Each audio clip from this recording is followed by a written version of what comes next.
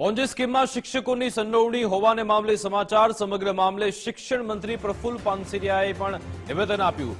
ઠગબાજોને શિક્ષકોને લોભામણી સ્કીમ આપી હોઈ શકે છે. પોન્જી સ્કેમમાં શિક્ષકો સામેલ હશે તો કડક કાર્યવાહી થશે. પોલીસ બાદ શિક્ષણ વિભાગ તરફથી પણ કાર્યવાહી કરાવશે. શિક્ષક એક ગામમાં પ્રતિષ્ઠિત વ્યક્તિ હોય છે.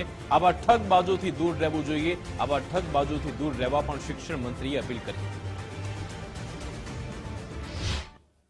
બીઝેડ પોન્જી સ્કીમના નામે કરોડો રૂપિયાનું ફેલેકો ફેરવી ભૂગર્ભમાં ઉતરી ગયેલા ઠગની ધરપકડ તો કરી લેવામાં આવી છે, પરંતુ આ સમગ્ર કેસની અંદર શિક્ષકો પણ એજન્ટની ભૂમિકામાં હોવાનું સામે આવી રહ્યું છે. ત્યારે શિક્ષણ મંત્રી પ્રફુલ્લ પાનસેરિયા આપણી જોડે ઉપસ્થિત છે. સીધી વાત કરીશું તેમના જોડે.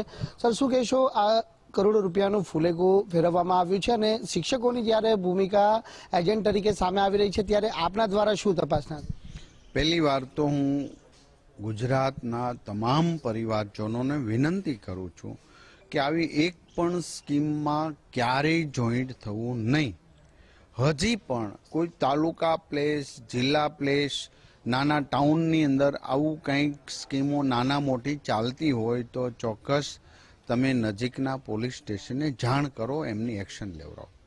વાત રહી કે આવા જ્યારે સ્કીમ લઈને આવતા હોય ત્યારે કરોડોનું ફૂલેકું ગરીબ લોકોના પૈસા ઉલેચી પોતે રાજાશાહી જિંદગી જીવવા માંગનારા આ બદમાશ લોકો છે.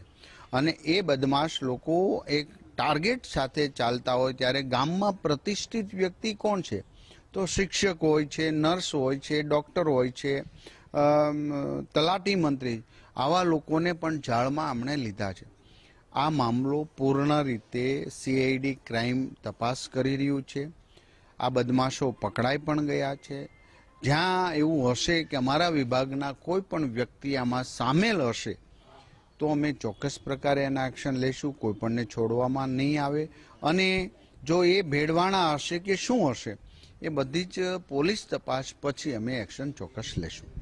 આવી સ્કીમો બહાર પાડીને એક રોકાણ કરાવડાવવામાં આવે છે અને માત્ર 3 વર્ષની અંદર પૈસા ડબલ, આ પ્રકારની સ્કીમો.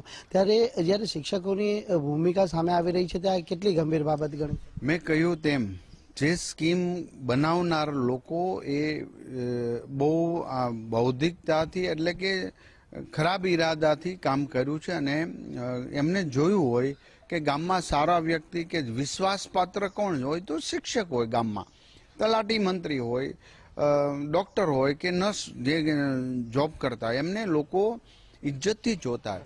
અને જો એ જોઈન્ટ થાય તો પહેલાંનું બધું જ ચાલે. તો આ રીતે એક વ્યૂહરચના બનાવી લોકોને ગેરમાર્ગે દોરવા માટે આ લોકોને પણ એની અંદર ઇન્વોલ્વમેન્ટ કર્યા છે. જો એનો કસૂરવાર હશે અથવા તો ક્યાંય એનું પોતાનું ઇન્વોલ્વમેન્ટ હશે અને જાણી જોઈને જો સ્કીમવાળા સાથે એમનું ઇન્વોલ્વમેન્ટ હશે તો પોલીસ રિપોર્ટ પછી શિક્ષણ વિભાગ 100% એના ઉપર કાર્યવાહી કરશે ને કરશે. બિલકુલ, જે પ્રમાણે શિક્ષણ મંત્રી જણાવી રહ્યા છે કે આ સમગ્ર જે કરોડોના છેતરપિંડી કેસની અંદર પોલીસ જ્યારે આ મામલે તપાસ કરી રહી છે ત્યારે પોલીસની તપાસ બાદ જો આવા શિક્ષકોની ભૂમિકા અને જે જવાબદારી ફિક્સ થશે તો આવા તમામ શિક્ષકો સામે કડકથી કડક કાર્યવાહી પણ શિક્ષણ વિભાગ તરફથી કરવામાં આવશે. કેમેરામેન અજય કુમાર સાથે રાકેશ બ્રહ્મભટ્ટ, ગુજરાત ફર્સ્ટ, સુરત.